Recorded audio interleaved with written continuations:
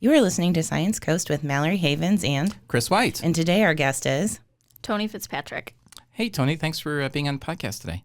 Thanks for having me. Can you tell us what your role at Lewis University is? Sure. I'm currently Assistant Vice President for Student Success, which means I get to lead a team of really cool people dedicated to helping students graduate.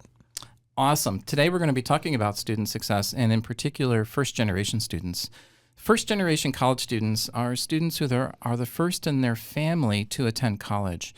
There's a lot of challenges associated with that because they don't have the family support to help them navigate the complexities of applying for and attending college. So, Toni, what are some of the biggest challenges that first-gen students face? Well, there are a lot, as you said. I think probably one that isn't talked about often enough is the challenge for them is what we assume of them, what we assume their challenges are. And usually it is the things like they don't know how to do college. Their parents didn't tell them, so they don't know how to do these things. But through my own experience and talking to lots of folks, I think the thing that truly is the challenge is that people immediately doubt first-gen students. There's a level of doubt. Oh, yeah, that could be really hard. Yeah. So you're saying that people make assumptions, so when they meet a first-generation student, they make assumptions that maybe they shouldn't. Yeah, I think there's immediately like, they're a little less than. They're a little Or less like, than. why didn't your parents go to college? Sounds like it's an opportunity, especially at an institution like Lewis, to be welcoming. For sure, yeah.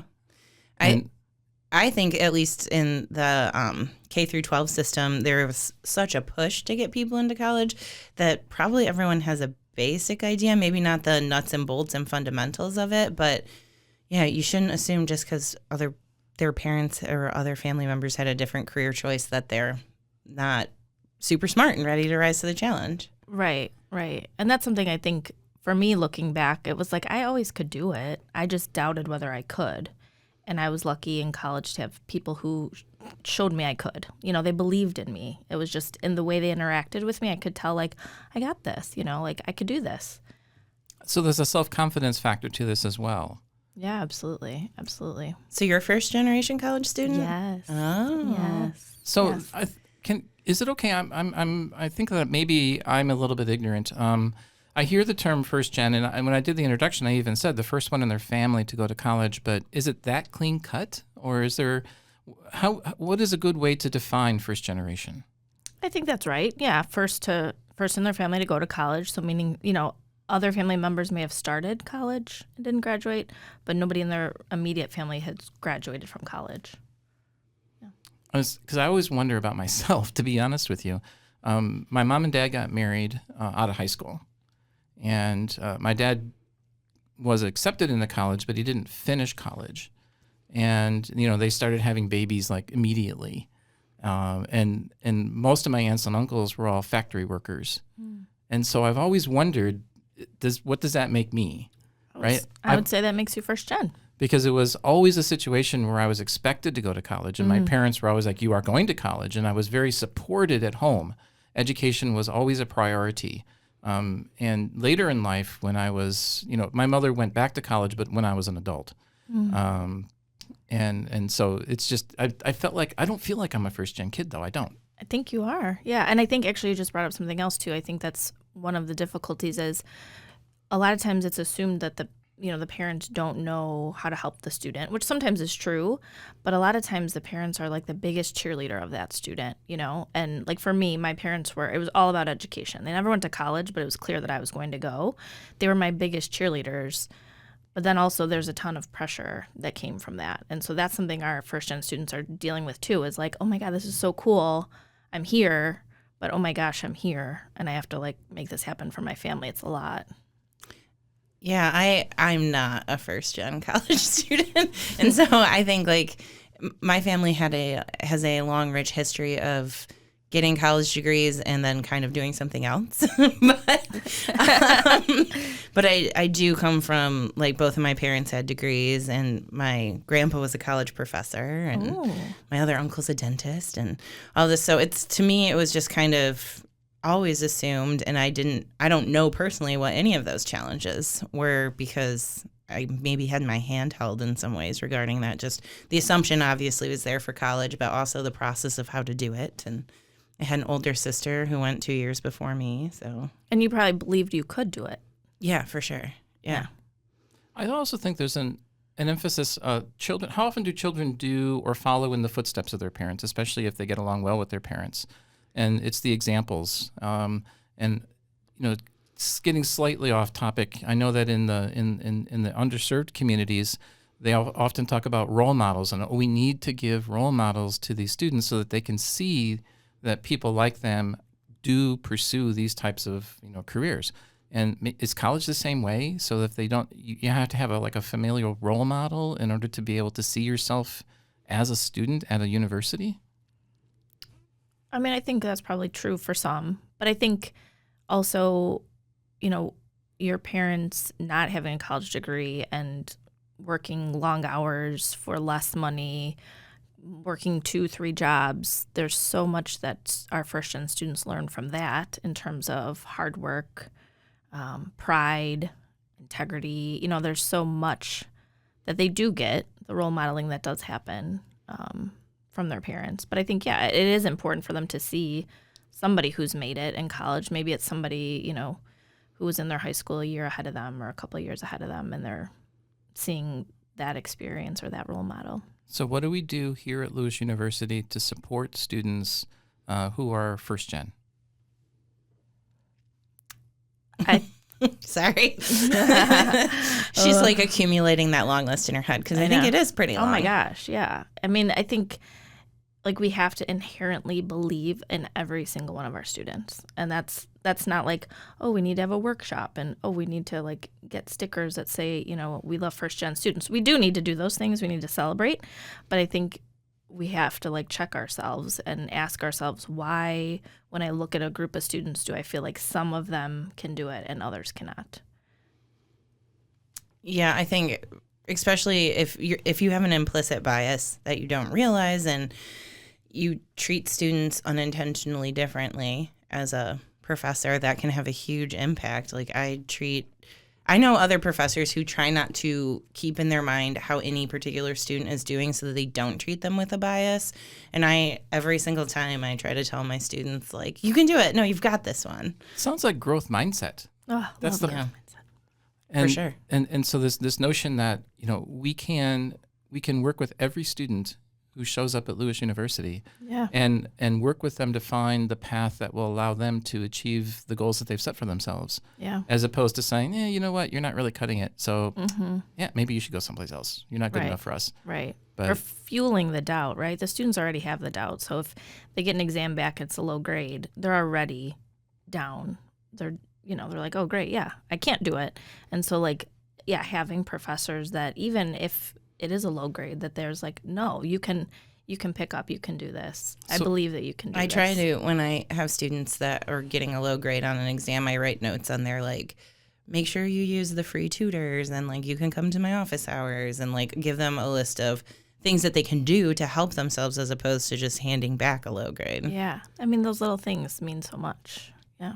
Helping them find community maybe. Oh, yeah. Feeling a part, because I know that in an academic setting, we want to gravitate as academics towards, the good students. Oh, look, there's Jenny. She got an A on the exam. Jenny, do you want to work with my research lab? And then everyone else is like, well, what about us? Yeah. And we're not part of the community. So maybe one of the ways in which we can provide support for first generation students is, again, I'm going to go back to the word welcoming. Find ways for them to become connected with the Lewis University community. Yeah. And I mean, there is the First Gen Flyers program, and that's so much what that is about, is community, because, students being able to share their experiences as first gen, the ups, the downs, the good, the bad. I mean, they come together and they do simple things like they plant succulents together and chit chat, and kind of talk about. So I think the community piece, that's huge. And the celebration, celebrating their identity, celebrating their strengths. Those are all important things. Go ahead, Mallory. I was going to say community is important in everything that you do, especially think about going to a job if you didn't feel like part of the team with your coworkers. Right. It would be miserable. Right. And I think there's so much missing talent. And one of the adages when I was younger was, diamond in the rough kind of a thing. And there's this notion that, well, this student is struggling, therefore they're not very good. Is not actually true. And at a previous institution before I came to Lewis, I was implementing a program where we would look for students at risk of not being retained, leaving. And we would try to engage with, we would specifically recruit them and say, hey, we have this summer program. We want you to work with this faculty member over the summer on these projects, to the point earlier. It's like, it doesn't have to be something complex. It can just be engagement. Give them a feeling of accomplishment and a feeling of belonging. And then you see the studies all show that the academics typically will then turn around. Mm-hmm. And a student that maybe is getting mostly C's, and a lot of it is not that they're not smart enough, it's that they don't have the appropriate sense of community and belonging, and also motivation. Yeah, it's almost like a self-fulfilling prophecy. It's like, well, I'm not good enough, therefore I'm not going to do well. Mm-hmm. And it's like, well, wait a minute, I do belong here, therefore I'm going to put the effort in, and all of a sudden they're getting A's and B's and everything. Mm-hmm. Well, and I think too, like that shows like, oh, they're investing in me. Right. So if I invest in you, that naturally means I believe in you. So like that idea of that program is telling the students without telling them that, I believe in you. Yeah, I think it's important to not everyone has like the same test taking skills and all of that. I frequently write if a student has left a question completely blank on an exam, I write in there, like, if you don't write anything, I can't give partial credit and I can't show you where you like misstepped in the process. So like give me something so I can give you something back. That's so and good. I think it helps to just know that I'm going to sit there and actually work through your answer and try to figure out what you did wrong. And then I will write sometimes on their tests like error propagation, like you went wrong here, but from here you were totally good. You're just propagating the same error. And I think trying to actually support the students every step of the way and not just hand them like, this is the right answer feedback is really important. Yeah. And it takes a lot of time for you. And I think the students. Yes, it does. I think the students know like that sends a message that you care that much to do that. So yesterday, I'm going to out myself as a practicing Catholic.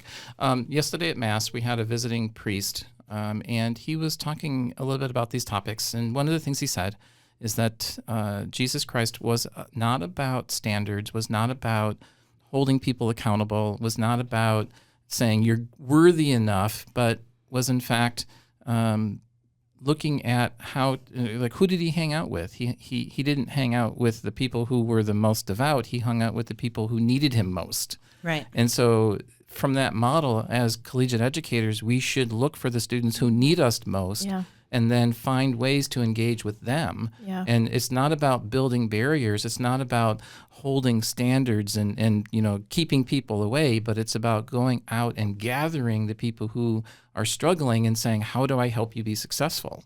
And in some sense, as a Catholic university, it should be our calling that's in fact what we do. But to Mallory's point, oh my gosh, as a faculty member, that's hard. Because that means... Yeah. But I isn't it my feel job, for though? you all. So but it's worthwhile too, and the students will start to write back to you on exams like, I'm sorry I don't remember this, or like for an entire year I had a student who would draw me every single exam, no matter what, would draw a giraffe in space. And so I started just drawing back in like little ways to like, connect. just be like, I'm here. That's and sometimes the best students for research are those CB students, because when you give them an opportunity, they really can rise up, and if they see that you have faith in them, and also they don't always walk in thinking I know everything. Sometimes those A students don't ask for help because they think they know everything, and you're like, actually, if you had come to me sooner, we could have stopped this earlier. So what role, Toni, what role do you think humility has to play in all of this? And because one of the things I think about is as a parent, as an adult, I was taught when you're talking with a child, get down. Eye level, yeah. Yeah, eye level. And so is there a role for faculty to, take a deep breath, and if a student is not necessarily meeting our standards, to go to where the student is and say, how do I help you? Yeah. What do you think? Yeah, absolutely. I mean, that's like the beauty of education, is just that.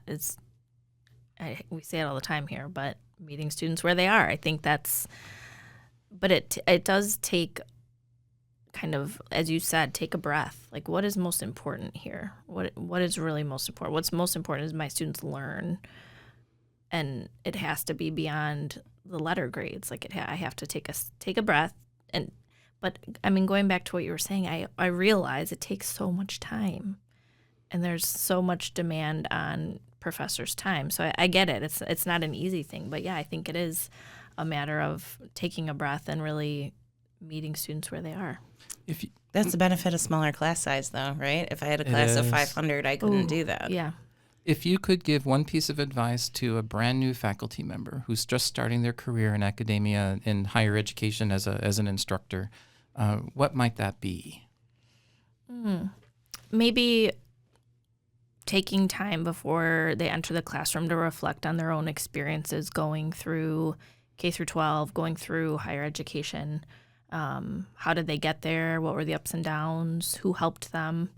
And maybe seeing what lessons they can take from their own experience as they go into the classroom, and think about how they might share that with their students too. That is a good point. The views, thoughts, and opinions expressed are the speaker's own and do not represent the views, thoughts, and opinions of Lewis University. The material and information presented here is for general information purposes only. The Lewis University name and all forms and abbreviations are the property of its owner, and its use does not imply endorsement of or opposition to any specific organization, product, or service. This podcast was produced in the WLRA podcast studios at Lewis University. Visit lewisu.edu for more information about Lewis.